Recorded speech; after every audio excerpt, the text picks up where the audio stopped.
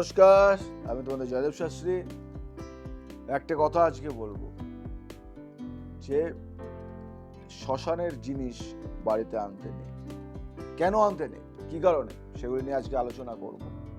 আপনি বিশ্বাস করবেন না, কিন্তু এক টুকরো মাটি, এক জোড়া চটি বা এক মুঠো ছাই যদি ভুল করে শ্মশান থেকে কেউ ঘরে নিয়ে আসে, তাহলে ধ্বংস নেমে আসবে নিঃশব্দে। ব্যবসা বন্ধ, সন্তান অসুস্থতা, ঘরে মৃত্যু ছায়া। তন্ত্র, বাস্তুশাস্ত্র, জ্যোতিষের এই বিষয়ে ভয়ানক সতর্কতা আছে। আজ আমরা জানবো কেন কিছু আনা উচিত নয় শ্মশান থেকে, আর আনলে কি ভয়ঙ্কর হয়। শুধু ভয় নয়, আজ জানবো তার প্রতিকারও, আর জানাবে জয়দেব শাস্ত্রী। শ্মশানকে তন্ত্রে কিভাবে দেখা হয়, এটা নিয়েও আজকে আলোচনা করব।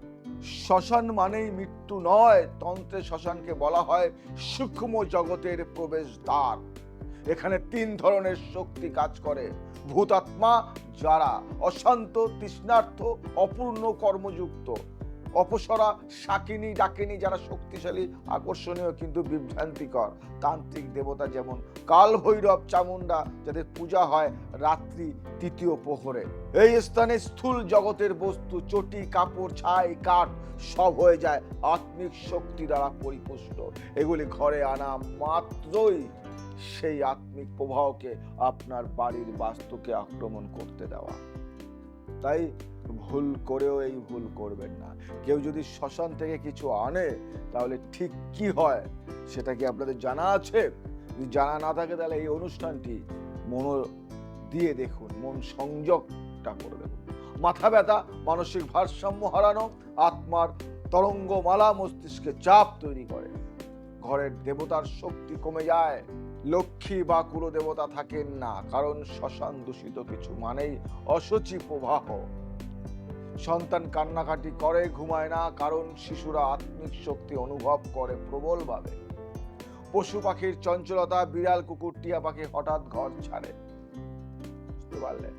দাম্পত্য কলহ শুরু হয় যে কোনো শ্মশান দূষিত বস্তু ঘরে বিবাহ বাস্তু নষ্ট করে দেয়। অর্থহানি হয়, কুলদেবীর কৃপা সরে যায়, শুভ লগ্ন নষ্ট হয়ে যায়। বুঝতে পারলেন? আর আনবেন শ্মশান থেকে কিছু, অনেকে শ্মশানের মাটি ঘরে নিয়ে যায়। জ্যোতিষ অনুযায়ী কোন গ্রহ এতে সক্রিয় হয়? শ্মশানের প্রভাব সর্বাধিক দেখা যায় যখন শনি দুর্বল হয়, আত্মিক বা অতিপ্রাকৃত বাধা বাড়ায় বা অতিপ্রাকৃতিক বাধা বাড়ায়। রাহু ভুল সিদ্ধান্ত, বিভ্রম, অলক্ষীর আগমন। চন্দ্র মানসিক দুর্বলতা, খারাপ স্বপ্ন। মঙ্গল হঠাৎ অগ্নি, ঝগড়া, রক্তপাত। একটা উদাহরণ দিই, তাহলে বুঝতে পারবেন। এই ব্যক্তির রাহু মানে 4th হাউস শ্মশানের চুলা থেকে কাঠ এনে ঘরে রাখে, 3 মাসের মধ্যে মা অসুস্থ হয়ে যান, ব্যবসা পড়ে যায়। বাস্তুশাস্ত্র কি বলে? বাস্তুশাস্ত্র কি বলে এটা তো জানার ইচ্ছা। বাস্তু অনুসারে ঘরে কখনোই শ্মশানের বস্তু রাখা যায় না। ঘরের উত্তর পূর্ব কোণে থাকলে তা জ্ঞান ও ঈশ্বর যোগ ধ্বংস করে। দক্ষিণ কোণে থাকলে পূর্বপুরুষ রুষ্ট হন। ঘরে ছাই বা দগ্ধ বস্তু রাখলে অগ্নি ও বায়ু তত্ত্বের অসাম্য ঘটে। অসাম্য ঘটে মানে অসাম্য ঘটে, কাল নেমে আসে। কেন কেউ ইচ্ছা করে শ্মশান থেকে কিছু আনে? কেন আনে? এটা অনেকের প্রশ্ন। তাহলে কৌতূহল বশত টোটকা, তান্ত্রিক প্রয়োগের ভুল তথ্য অনুসরণ, মৃত আত্মীয়র স্মৃতি রক্ষা করতে, বা অজান্তে যেমন মৃতের চটি বা ছাই ঘরে এনে রাখা। তবে এসব সবকিছু আত্মিক পাপ ও বাস্তুর মারাত্মক বিকৃতি সৃষ্টি করে। তাই এই ভুল আর জীবনে করবেন না। শ্মশান থেকে কিছু নিয়ে আসবেন। শ্মশান থেকে জিনিস আনে, অনেকে আছে শ্মশানে গিয়ে ছাই নিয়ে আসে, শ্মশানে মাটি নিয়ে আসে, একদম না। তাহলে তান্ত্রিকরাও তো শ্মশানের বস্তু নিয়ে আসেন, তাই না? এটা আপনাদের অনেক প্রশ্ন। তারা আনে ঠিকই, কিন্তু কেবল সিদ্ধ উপায়ে মন্ত্র জপ করে নির্দিষ্ট নিয়মে সেই শক্তিকে নিয়ন্ত্রণ করে, আর তা রাখেন নির্দিষ্ট কক্ষে বা বাসকে, যেখানে সাধারণ মানুষের প্রবেশ নিষেধ। তান্ত্রিক বলেন অভিষিক্ত আগুন আর দগ্ধ আত্মা দুটোর সাথে খেলতে নেই। না জানলে ছাইয়ের মধ্যেই জীবনের সবকিছু পুড়ে যাবে। এটা মানে কি? অনেকে বুঝতে পারছে না এই কোশ্চেনের কি মানে। আমি বলবো, যদি কেউ ভুল করে এনেছে তাহলে কি করতে হবে, এটাও অনেকের কোশ্চেন, তারও উত্তর আমি দেব।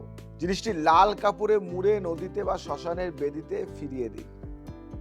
গোটা বাড়ি গোমূত্র ও গঙ্গা জলে শুদ্ধ করুন। ভৈরব বা কালী মন্ত্র পাঠ করুন। 11টি নিম পাতা, 11টি তুলসী পাতা জলে ফুটিয়ে স্নান করার চেষ্টা করুন। ওং কালী কালী মহাকালী সাহা, ওং কালী কালী মহাকালিনী সাহা দিনে 3 বার জপ করুন। শান্তি।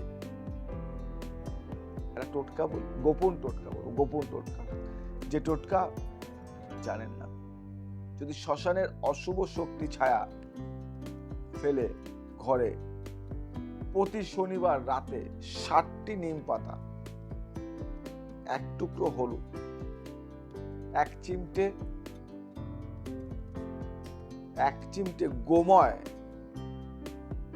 1 চামচ গঙ্গা জল, এই 4টি মিশিয়ে সুরক্ষা তিলক কপালে ও দরজায় দিন। পিছনে বলুন ওং গ্রং কাল ভৈরবায় নমঃ, এই মন্ত্রটি পাঠ করুন। দারুণ রেজাল্ট পাবেন। শেষে একটা কথা বলি, যে কথাটা বলবো মন দিয়ে শুনুন, ভালো লাগে। ভয় নয় জ্ঞানী আসল শক্তি, ভয় নয় জ্ঞানী আসল শক্তি। শ্মশান মানে অশুভ নয়, তবে শ্মশানের শক্তিকে অবজ্ঞা করা মানে সর্বনাশকে আহ্বান। যা যেখানে থাকে তাকে সেখানে রাখতে হয়। ভুল করে কিছু নিয়ে এলে ক্ষমা চাইতে হয়, কারণ আত্মা জানে কে তাকে সম্মান দিয়েছে আর কে অবহেলা। ভিডিও দেখুন, শেয়ার করুন, আর ভুলেও কেউ যেন তার ঘরে শ্মশানের ছায়া না ডেকে আনে। আপনি সচেতন হন এবং আশেপাশের মানুষদেরকেও সচেতন করুন। সমস্যা থাকলে তার সমাধান আছে, আমি আছি। আপনাদের জয়দেব শাস্ত্রী সমস্যার সমাধান অনুষ্ঠানে আপনাদের সবাইকে স্বাগত জানাই। আজ আসি, আবার আসবো নতুন কিছু নিয়ে। জয় শ্রী রাম।